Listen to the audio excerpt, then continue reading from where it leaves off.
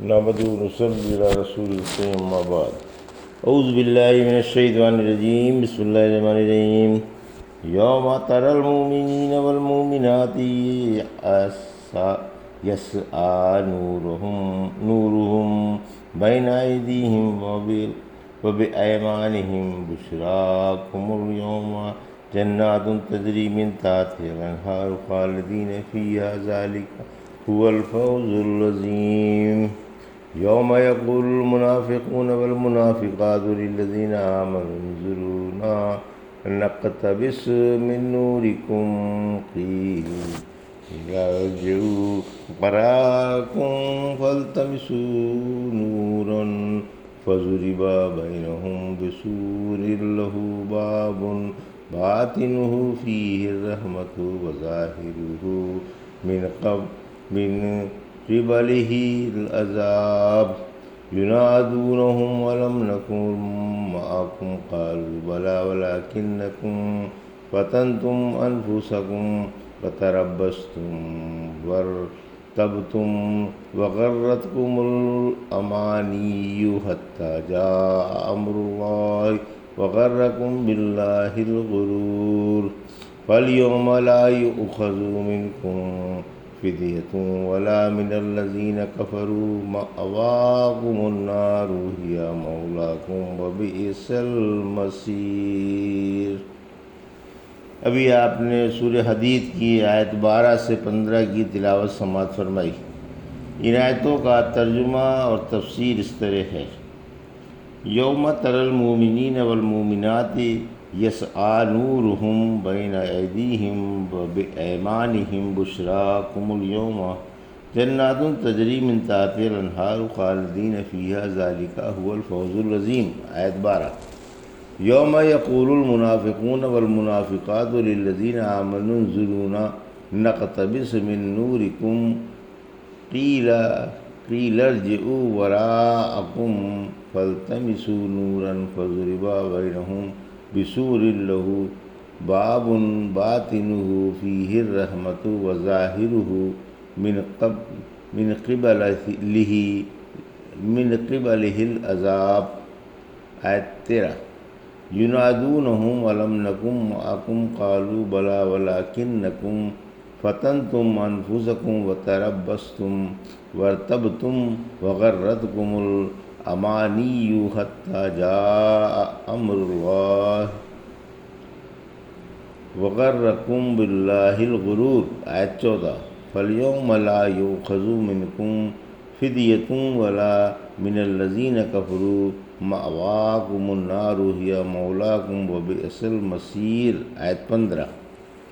ترجمہ: جس دن آپ ایمان والے مردوں اور عورتوں کو دیکھیں گے کہ ان کی روشنی ان کے آگے آگے اور دائیں جانب پھیلی ہوئی ہوگی۔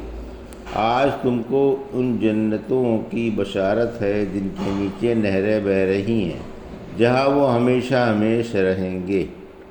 یہ بڑی زبردست کامیابی ہے جس دن منافق عورتیں اور مرد مومنوں سے کہیں گے ہمارا انتظار کرو، ہم بھی تمہارے نور سے کچھ روشنی پا لیں۔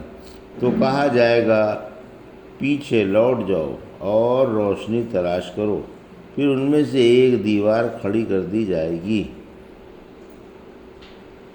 جس میں دروازہ بھی ہوگا، جس کے اندر رحمت ہوگی اور باہر عذاب ہوگا۔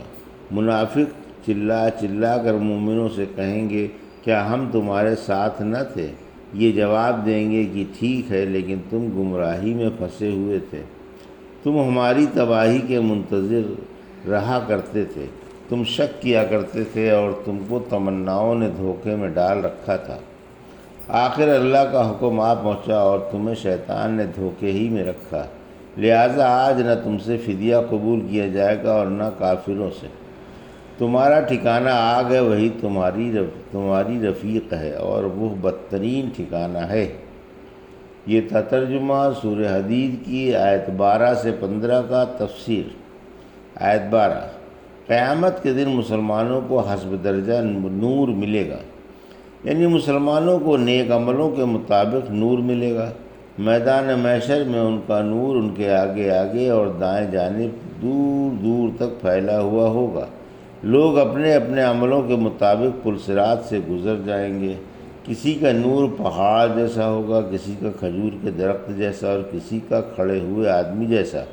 سب سے کم نور والے کا نور اس کے انگوٹھے پر ہوگا، جو کبھی تو جل جائے گا اور کبھی بجھ جائے گا۔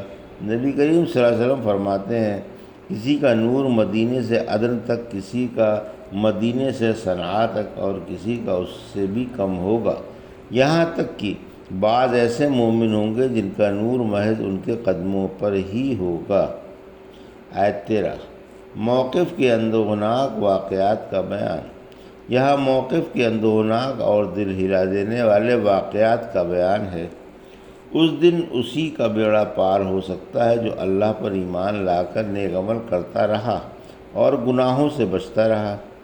سلیم بن عامر کہتے ہیں، ہم باب دمشق پر ایک جنازے میں شریک ہوئے۔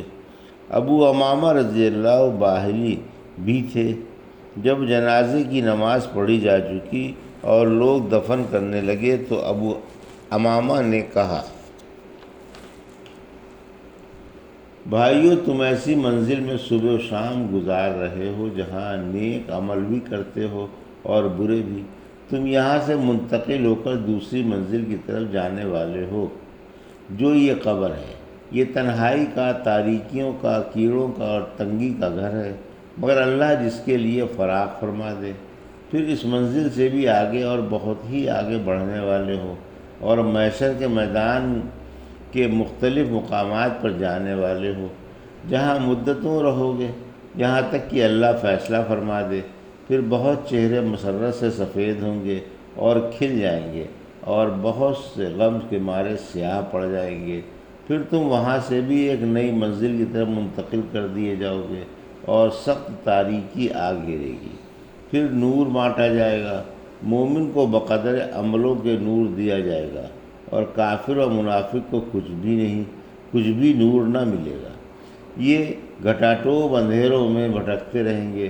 اسی کی مثال اللہ نے سورہ نور کی آیت 40 میں دی ہے، یعنی یا ایک بھنور والے دریا کی تاریکیوں کی طرح جس میں موجوں کی موجیں آ رہی ہوں، اوپر سے بادل چھایا ہوا ہو، تاریکی پر تاریکی ہو، اگر کوئی ہاتھ نکالے تو اسے دیکھ نہ سکے، اور جس کو اللہ نے نور نہیں دیا اس کے پاس نور نہ ہوگا۔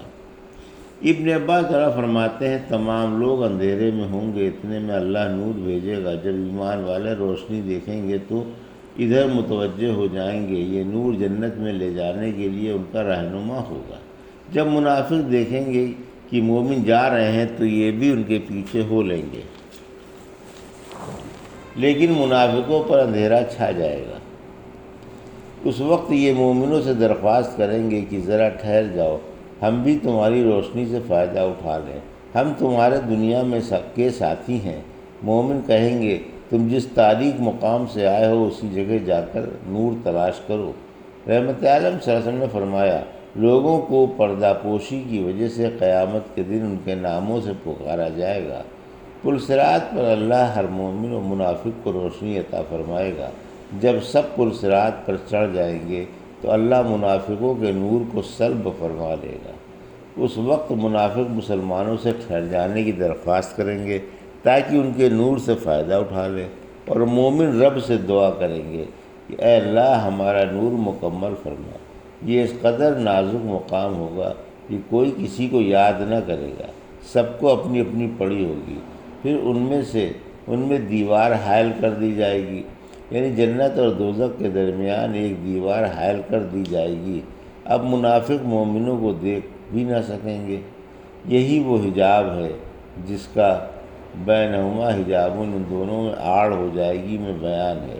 اس دیوار کے اندر رحمت یعنی جنت ہوگی، اور باہر عذاب یعنی دوزخ ہوگی۔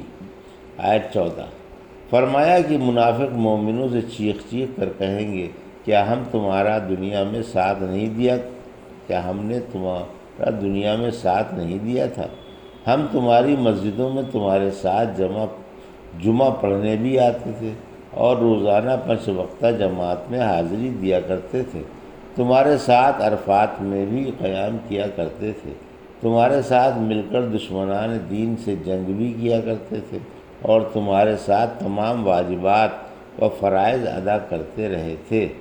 اب تم کیوں ہمارا ساتھ چھوڑتے ہو؟ ہمیں بھی اپنے ساتھ لے چلو۔ مومن جواب دیں گے کہ تمہارا کہنا بجا ہے، بلا شبہ تم نے ہمارا ساتھ دیا، لیکن تم دنیوی لذتوں، گناہوں اور خواہشوں میں پھنسے رہے اور وقت پر توبہ بھی نہیں کی۔ اگر بے وقت توبہ ہو جاتی ہو بھی تو کس کام کی؟ تمہیں حق اور ارباب حق کے اوپر مصائب ٹوٹ پڑنے کا انتظار رہتا تھا اور تم زندگی بعد الموت میں شک کرتے تھے۔ تمناؤں نے تمہیں دھوکے میں ڈالے رکھا کہ اللہ بڑا غفور و رحیم ہے، ذرہ نواز ہے، اس کی رحمت بڑی وسیع ہے، ہمیں بھی بخش دے گا، ہمیں بھی بخش ہی دے گا۔ تمہاری یہی بیکار تمنائیں رہیں، لیکن عمل خلوص سے خالی رہے۔ دنیوی زندگی کی بہاروں نے تمہارا دل موہ لیا اور تم نے اسی کو سب کچھ سمجھ لیا۔ آخر کار تمہارے سروں پر موت آ دھمکی اور ملک الموت نے اسی حالت میں پر تمہارا گلا آ دبایا۔ شیطان نے تمہیں اللہ کی جانب سے دھوکے میں رکھا، یہاں تک کہ تم قبر میں جا اترے۔ اللہ نے تمہیں دوزخ میں جھونک دیا۔ تمہارے جسم ہمارے ساتھ تھے مگر دل نہ تھے۔ تم تو شک و شبے میں تھے، لوگوں کو دکھانے کے لیے عبادت کرتے تھے اور اللہ کی عبادت اور اس کا ذکر نہیں کرتے تھے۔ پھر اللہ نے سورہ مدثر میں فرمایا، آیت نمبر 48 میں، سفارش کرنے والوں کی سفارش ان کے کام نہ آئے گی۔ آیت 15 اور یہاں فرمایا کہ اے منافقوں، آج تم سے اور کافروں سے فدیہ نہیں لیا جائے گا، تمہارا ٹھکانہ جہنم ہے جو بدترین ٹھکانہ ہے۔ یعنی اگر آج کوئی زمین بھر کر سونا بلکہ اتنا ہی اور اللہ کے عذاب سے جان چھڑانے کے لیے پیش کرے تو ناقابل قبول ہے۔ آج کے دن فدیہ ہے ہی نہیں، آج تو تم جیسوں کا ٹھکانہ جہنم ہے، اس میں چلو پھرو، لیٹو بیٹھو اور کروٹیں بدلتے رہو۔ دوزخ کا گھر ہی تمہارے لائق ہے جو کفر و شرک کا نتیجہ ہے۔ ظاہر ہے کہ دوزخ بہت بری جگہ ہے۔ اللہ تمام مسلمانوں کو دوزخ سے محفوظ فرمائے اور راقم الحروف کو بھی نار جہنم سے بچائے، آمین ثم آمین۔ یہ تھا سورہ حدید کی آیت 12 سے 15 کا ترجمہ اور تفسیر جو بھی آپ نے سماعت فرمائی۔ بارک اللہ لی و لکم فی القرآن الحکیم ونفعنی وإیاکم بآیات الذکر الحکیم۔